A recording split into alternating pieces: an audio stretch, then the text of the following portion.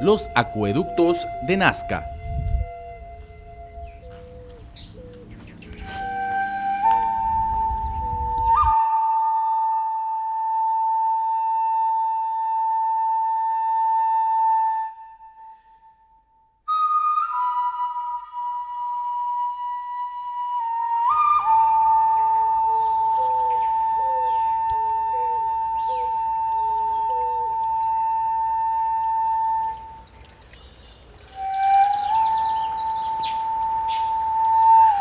La escasez de agua dificultó el desarrollo de los pobladores del desierto a través de los siglos. Para paliar esta situación, los habitantes de la cultura Nazca lograron utilizar el agua de la napa freática del subsuelo mediante una innovación tecnológica, formada por acueductos subterráneos que funcionaron con un sistema de galerías filtrantes.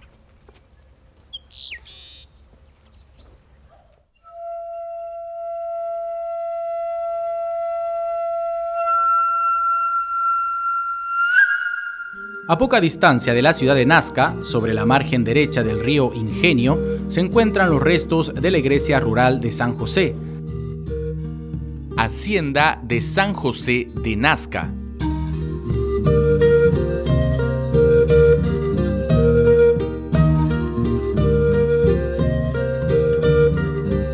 Esta hacienda se situaba en las antiguas tierras del Curacazgo de Cajamarca. Para el año de 1546, dos curacas, el de Nazca, cuyo nombre ya cristiano era Francisco Nanazca, y el segundo, que era de aquí del Collao, que se llamaba Francisco Ilimanga, vendieron a un español llamado Pedro Juárez todo el Valle del Ingenio. En una parte de las tierras, Juárez sembró plantines de vid. A los 3 años decidió venderle al veedor García de Salcedo. A mediados de 1549 comenzó a plantar caña de azúcar e instaló el trapiche para su molienda. Este fue el primer trapiche y el primer ingenio para caramelar en todo el Perú, y este fue el que le dio el nombre al Valle del Ingenio. En 1558 murió García de Salcedo y su viuda le vendió a don Pedro Gutiérrez de Mendoza, quien se asoció con Diego Arias Maldonado para hacer frente al financiamiento del ingenio. El nieto de Diego Arias, Fernando Arias Maldonado, decidió vender la propiedad a los padres de la Compañía de Jesús. Con el correr de los años, el Colegio de Cusco fue comprando otras tierras aledañas. La mayor parte de las propiedades, ya sea la Hacienda San José o las propiedades anexas, fueron compradas, no fueron obtenidas por donación, y se debe fundamentalmente al pequeño número de pobladores que había en Nazca, motivo por el cual las herencias que recibieron los jesuitas fueron pequeños parrales, pero no grandes extensiones de tierras.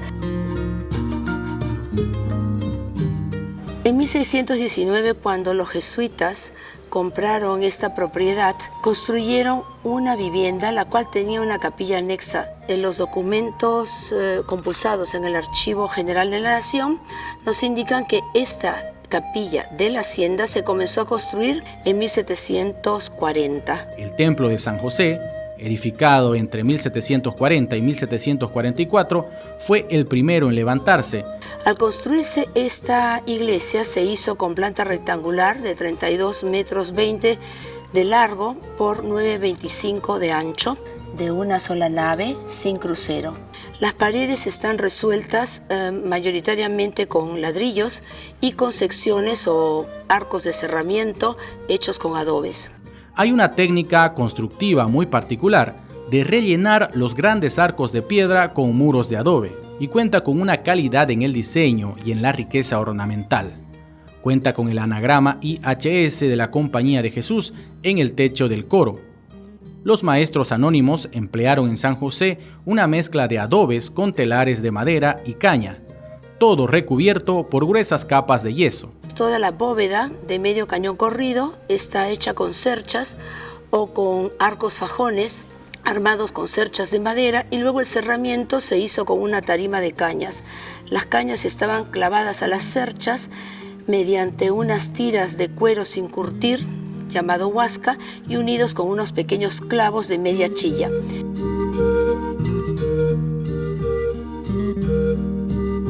Yo tuve la suerte de formar parte del equipo de científicos y técnicos que desarrolló el plan de manejo de la Pampa de Nazca y Jumana. Obviamente el interés era lo arqueológico. A mí me interesa también la parte virreinal. Conozco de ambos. Me dirigí al Valle del Ingenio porque allí hay 2 iglesias y las referencias son gratísimas y que son realmente joyas. Además hay una cosa importante. Son arquitecturas jesuíticas. La arquitectura está allí completa, simplemente para recuperar información histórica y hacer la restauración como Dios manda o como San Ignacio manda. Sobre el lado del Evangelio se encontraba la antigua sacristía. En una cartela dentro de la sacristía se registró con pintura mural al temple una tarja la cual contiene la descripción, no solamente la dedicación de la iglesia a mayor gloria de Dios, sino también la fecha de su inauguración, que fue el 19 de marzo de 1744, día de San José. La tarja todavía se mantiene en la actualidad y documenta gráficamente la inauguración del templo. Sobre el lado de la epístola, detrás del muro testero, se encontraba la contrasacristía. Un aspecto interesante y único de esta capilla es que al ingresar por la portada de pie se encuentra una habitación que muchas veces ha sido confundida con un baptisterio. Sin embargo, las fuentes documentales nos señalan que era una capilla de la misericordia, que servía para velar difuntos y que tenía un féretro grande, uno pequeño, paños de luto sobre las paredes y bancas corridas todo alrededor para las vigilias. En el suelo de la nave también tenemos el acceso a la cripta, que está debajo de la nave central y que servía para enterrar a los religiosos y alguna persona destacada, algún hacendado destacado de las inmediaciones. La cripta de San José guarda todavía restos óseos y algunas pinturas en sus muros.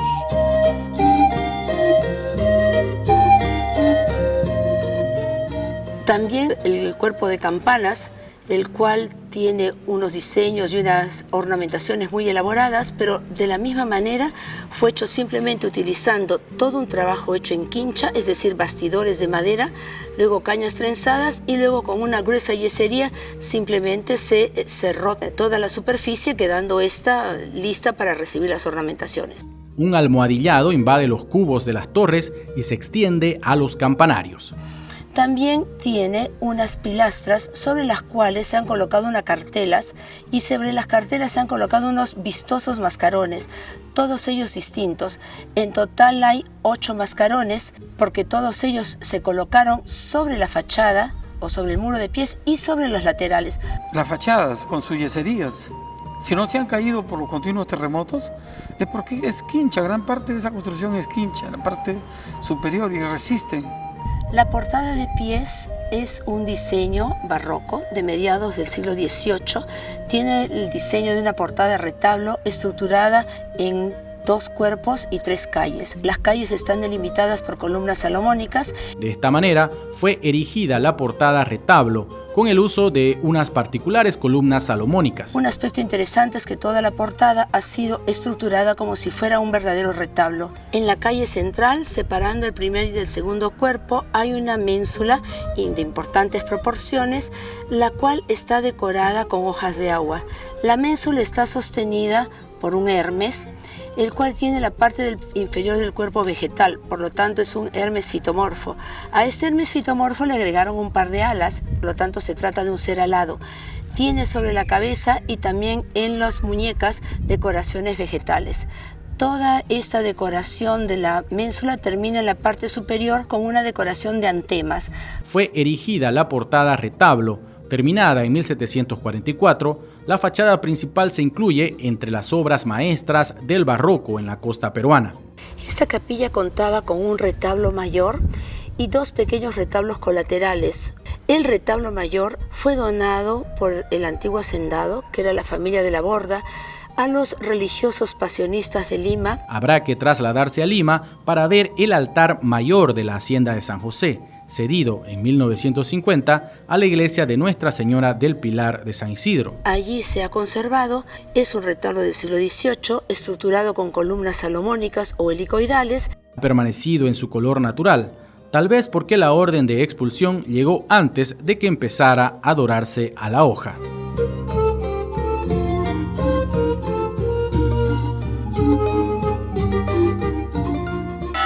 Hacienda de San Francisco Javier de Nazca. La presencia de los jesuitas del Colegio de San Pablo de Lima en la región de Nazca se inició con una hacienda pequeña y modesta con el nombre de San Pablo en el año 1619. En ese mismo año de 1619, Juan de la Madrid dejó en herencia sus tierras. Fue una donación testamentaria de don Juan de la Madrid y su extensión, que eran unas 75 hectáreas, al Colegio Máximo de San Pablo de Lima. En 1657 se sumó otra donación, la de don Francisco Cabezas Gerión y su hacienda San Antonio de Buenavista con todas sus tierras. Hubo algunos pleitos familiares y recién en 1668 la Compañía de Jesús pudo tomar posesión definitiva de esta donación. Años más tarde, los jesuitas decidieron unificar y renombrar a todo este conjunto de propiedades rurales como Hacienda de San Francisco Javier. La cultura nazca se desarrolló en esta región entre los 100 años después de Cristo y los 750. Los habitantes de la cultura nazca fueron aquellos que trazaron sobre la gigantesca pampa de Jumana unos geoglifos. Estos podían tener dos diseños básicamente, algunos de ciertos animales como araña, perro, colibrí y otros que eran sendas longitudinales alargadas por varios kilómetros y que fundamentalmente eran sendas procesionales para hacer ofrendas a sus divinidades para poder obtener agua y de sustento en un medio geográfico sumamente complejo. Cuando los jesuitas tomaron posesión de estas tierras, edificaron una vivienda y hizo una pequeña capilla. No tenemos mayor información de qué forma, dimensiones o características tenía tanto la vivienda como la capilla.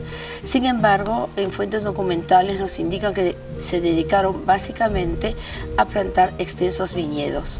En el caso de la hacienda de San Javier, se puede observar todavía la portada de acceso desde el templo hacia los viñedos.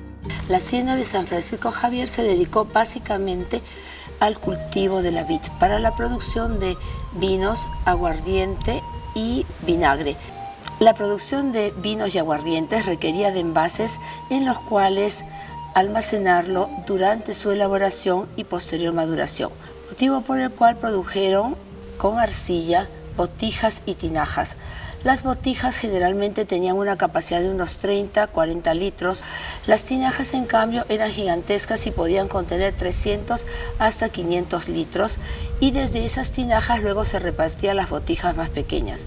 Aquí en la hacienda todavía se conserva una tinaja del año 1762 que lleva por inscripción las 11.000 vírgenes. Además hay una cosa importante. De las casas hacienda que los jesuitas han tenido en ese valle, las casas hacienda están a un lado, la arquitectura está allí completa. El hecho que ambas haciendas, la de San Javier y la de San José, tuvieran extensos bosques de algarrobo que iban desde aquí hasta la desembocadura del río Grande de Nazca, que está alrededor de unos 30 kilómetros de distancia, estos extensos bosques no solamente servían para el engorde de los animales, sino que le daban a los jesuitas un dominio muy grande de este valle. Y dentro de estos bosques compartidos habían trazado un camino que se podía hacer a lomo de bestia, por lo tanto todos los productos de vinos y aguardientes y vinagres eran transportados a través de esta ruta hasta una bahía que recibía el nombre de Puerto Caballa. En esta bahía solamente había un pequeño rancho donde se iban sumando y acumulando las botijas a través de los meses para luego 1 o 2 veces al año se embarcaban y se trasladaban por vía marítima hasta el puerto del Callao, donde nuevamente eran almacenadas en galpones que pertenecían a la Compañía de Jesús para luego ser comercializadas. Las instalaciones dedicadas a esta producción han desaparecido porque en el siglo XIX se privilegió el cultivo del algodón. Todavía queda en esta hacienda la viga principal del lagar que servía para poder prensar las uvas y obtener así el zumo o el jugo de la uva. El vino era poco estable porque cuando se vendía en las regiones andinas e iba a lomo de bestia, tanto en botijas que se rompían con facilidad o en odres de cuero, los caminos andinos son muy complejos, por lo cual muchas veces llegaba ya con un ligero sabor avinagrado. Sin embargo, los aguardientes eran muy estables y podían ser transportados en largas rutas, entonces se prefirió destilar aguardiente. El nombre pisco es una denominación tardía del siglo XIX. En estas haciendas, en los documentos siempre se refieren solamente como aguardiente de uva. Encabezaron un complejo sistema de haciendas productoras de azúcar, vinos y aguardientes que los jesuitas administraron con eficiencia durante más de un siglo. En el campanario que está sobre el lado de la epístola se conserva una de las 7 campanas que tenía. Esta es de gran tamaño y tiene la siguiente inscripción: a San Francisco Javier, año de 1745. Probablemente fue una campana donada para la inauguración del templo. Es de suponer que ese mismo año se inauguró el templo, ya que la campana resulta por su diámetro imposible de hacerla ascender por la escalera hurtada en forma de caracol dentro del cubo bajo de la torre de campanas, motivo por el cual debieron subirla por el exterior hasta llegar al primer cuerpo de campanas y luego recién cerrar los vanos alrededor. También cabe mencionarse la sacristía con su cúpula bastante entera, con diversas pinturas en su interior. Un aporte especial que tiene la capilla de esta hacienda es su sacristía. Este es de gran tamaño, de casi 8 metros de lado, por lo tanto tiene una planta cuadrada, desarrollada toda con ladrillos, sobre la cual fue colocada una cúpula de media naranja, resuelta íntegramente en ladrillos también. La cúpula está decorada con 8 óculos de forma elíptica y tiene unas aplicaciones de pintura mural. El aspecto interesante también es que desde esta se tenía acceso directo hacia la capilla mayor o presbiterio de la iglesia.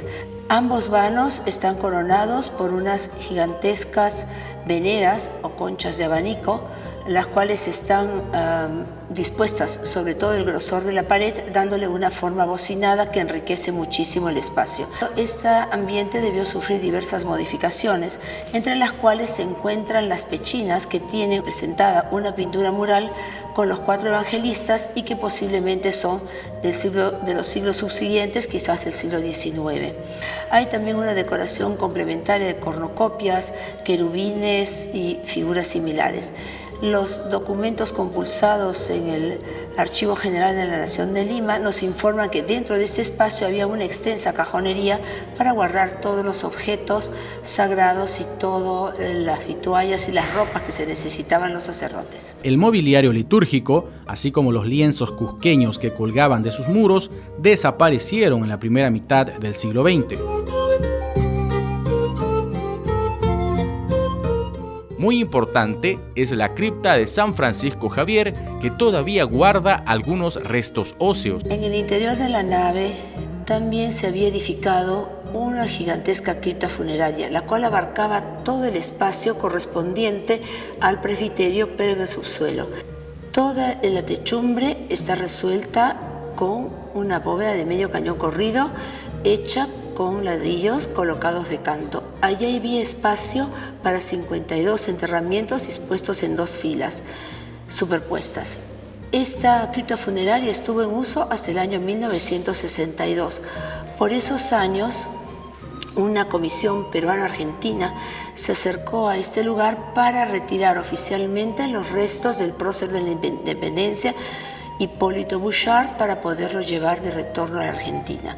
Lo que ocurre es que estaba enterrado aquí porque el general San Martín le había otorgado en premio esta hacienda. Sin embargo, la mano de obra esclava se rebeló contra la gestión que estaba llevando a cabo Bouchard y en una rebelión simplemente lo asesinó, y por eso fue enterrado en la cripta funeraria de esta hacienda. Si bien las capillas de ambas iglesias, San Francisco Javier de la Nazca y San José de la Nazca, eran similares en el sentido que tenían una planta rectangular sin crucero, el modo de construir fue completamente distinto. La diferencia con San Francisco Javier es que contaba con una veta de barro fuerte que era óptima para poder hacer todas las botijas y tinajas, pero también para hacer ladrillos. Esto ha hecho que la construcción de esta iglesia tenga las paredes hechas con ladrillos, unidos con una argamasa de cal, arena y agua, pero también la bóveda de medio cañón corrido está resuelta con arcos fajones de ladrillos y el mismo cerramiento de la bóveda es de ladrillos dispuestos de canto. Tanto en el interior como en el exterior de la capilla se desarrolló una importante obra de yesería. En el interior, en la nave, existen amplias pilastras que sobresalen del fondo del muro y sobre el espejo de la pilastra se ha realizado una obra de yesería en relieve extraordinaria. Tiene macollas, follajerías, serafines, querubines y además es importante destacar aquellas dos pilastras que se encuentran en la separación entre la nave central y la capilla mayor o presbiterio. Allí se representó una macolla sobre la cual hay un ser humano con dos seres monstruosos que muerden sus mejillas. Este desarrollo iconográfico es sumamente interesante, ya que en el Antiguo Testamento se señala que los serpientes mordían mucho a las personas y éstas morían. Entonces Moisés clamó al cielo pidiendo a Dios que evitara que las serpientes siguieran matando gente, a lo que Dios le respondió: si alguien tiene fe en mí, aunque lo muerda una serpiente, podrá ascender al reino de los cielos y no morirá.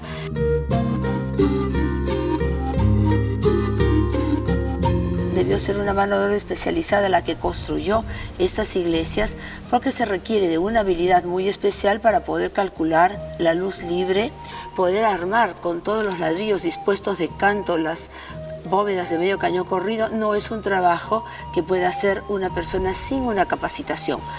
Lo mismo sucede con la obra de yesería. El friso está ornamentado con follajerías y luego con mascarones, con querubines, uno distinto del otro. Significa que no fueron hechos con moldes, sino modelados uno a la vez, porque van variando en número de alas, en expresiones del rostro y muchos otros detalles. Lo mismo va a suceder con el coro alto situado a los pies de esta capilla, el cual tiene un enriquecimiento gigantesco formado todo por yesería, casi todo con hojarascas, y se trata de un arte único. Esta forma artística de yesería aplicada sobre la superficie muraria no se dio en Lima en ningún momento y tampoco se dio en Arequipa, donde se trabajaba sobre una piedra sillar.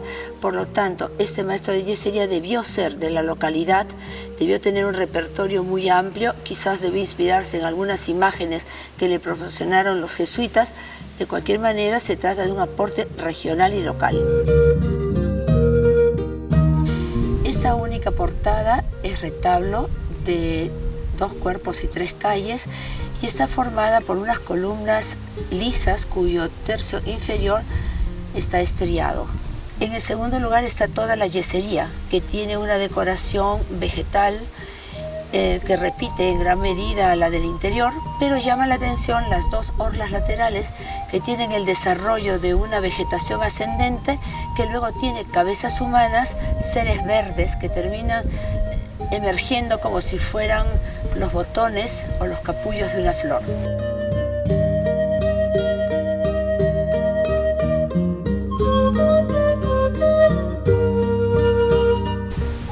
Los 24 mascarones están dispuestos tanto sobre la portada de pies como sobre los cuerpos de campanas del campanario. Todos ellos tienen rasgos distintos, por lo tanto fueron modelados uno a la vez. Algunos presentan la boca entreabierta con una argolla en la boca y con una lengua que asoma. Este es un diseño que proviene del Renacimiento europeo, que ha sido interpretado en la región como que fueran representaciones de esclavos con una argolla en la boca, lo cual no tiene un correlato directo, ya que esta temática fue muy utilizada en Europa. El terremoto de mediados del siglo XX hizo colapsar primero uno y luego el otro segundo cuerpo de campanas. En la actualidad solamente subsiste el primer cuerpo. Ese es el motivo por el cual al ver el imafronte o digamos toda la fachada de pies de esta capilla se ve o se nota una cierta desproporción porque es muy ancha con los campanarios muy bajos porque queda faltante el segundo cuerpo. El proceso de evangelización era considerado relevante en este valle, escenario de uno de los desarrollos culturales más antiguos del Perú prehispánico. La hacienda de San José sostenía al Colegio de la Transfiguración de Cusco, mientras que San Javier estaba ligada al Colegio Máximo de San Pablo en Lima. Creo que deberíamos hacer algo por rescatar, para salvar esas dos joyitas. No es justo que un patrimonio tan rico, tan frágil y tan fatigado se encuentre en un nivel de vulnerabilidad máxima. Merecen ser rescatadas como las pampas de Nazca. No todo es arqueología en el Perú. Las haciendas de San Francisco Javier y de San José fueron las propiedades de la Compañía de Jesús con mayor valor económico dentro de la región de Nazca.